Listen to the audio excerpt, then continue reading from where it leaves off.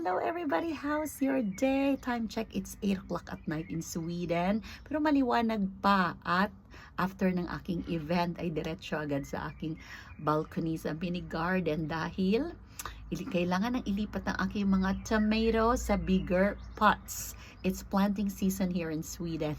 Time check, it's 8 o'clock at night time. So maganda, wala nang sikat ng araw kaya hindi na masyadong mainit para magtanim.